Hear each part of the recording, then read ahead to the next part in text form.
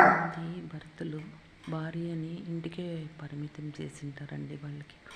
వాళ్ళు ఒక సినిమాకి కానీ, ఒక టూర్ కానీ, హోటల్కి కానీ పిలుచుకోపోవాలనే ఆలోచన కూడా వాళ్ళకు ఉండదండి. ఇప్పుడుండే కల్చర్లో భార్యను నిజంగానే బయటికి పిలుచుకొని పోవాలా, ప్రేమగా మాట్లాడాలా, బాగా చూసుకోవాలండి. ఇప్పుడుండే కల్చర్లో నేను చెప్పింది. ముందు కాలం వేరే, ఇప్పుడు ఉండే కల్చర్ వేరేనండి. ఎలా అంటే ఎందుకంటే అట్లా పిలుచుకొని పోతే వాళ్ళు హ్యాపీగా ఫీల్ అవుతారండి. హోటల్కి కానీ కొంతమంది అప్పుడప్పుడు పిలుచుకొని పోతారండి హోటల్కి.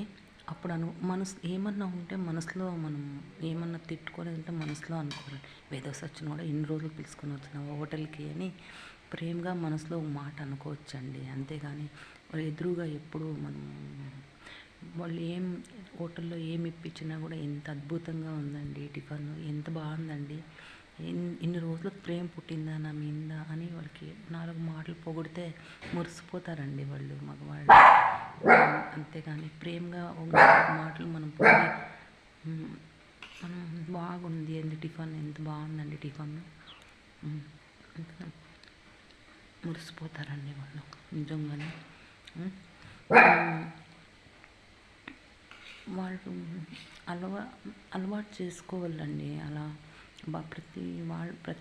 ప్రతి మగవాళ్ళు ఇంటికే జాబ్ చేస్తుంటారు, వారానికి ఒకసారి బయటికి తీసుకెళ్ళాలి అనే ఆలోచన వాళ్ళకు ఉండాలండి. వాళ్ళు కొంతమంది చెప్పలేకపోతారండి, నన్ను పిలుచుకోపో అని. వాళ్ళకే ఉండాలండి. కొంతమంది జాబ్ చేస్తుంటారు, ఈరోజు సండే బయటకు అట్లా సరదాగా వెళదాము అని ఇంట్లో మగవాళ్ళు ఆలోచన చేయాలండి.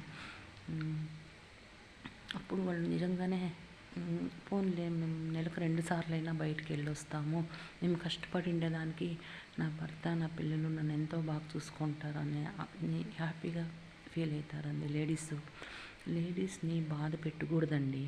లేడీస్ని ఎప్పుడు బాధ పెట్టకూడదు, మనము మగవాళ్ళని కూడా బాధ పెట్టకూడదండి. ఇద్దరు భార్యాభర్తలు ఇద్దరు హ్యాపీగా ఉంటే పిల్లలు హ్యాపీగా ఉంటారు, ఆ సంసారం కూడా ఎంతో చక్కగా ఉంటుందండి. ఒకరినొకరు అర్థం చేసుకోవాలండి. నిజంగా భార్యని బయటకు తీసుకెళ్ళాలండి అప్పుడు ఎలాంటి ఇంటి ఇల్లాలు కాబట్టి బయటకు తీసుకొని వెళ్ళడం, ఆమెకి సరదాగా అట్లా చూపించుకొని రావడం, అప్పుడప్పుడు సినిమాకి వెళ్ళడం, హోటల్కి వెళ్ళడం, గుడికి వెళ్ళడం, టూర్ వెళ్ళడం అవంతా చేయాలండి మగవాళ్ళు నిజంగానే. అది మగవాళ్ళ బాధ్యత. అది చేస్తే భార్య ఎంతో ప్రేమగా ఇంకా ఎంతో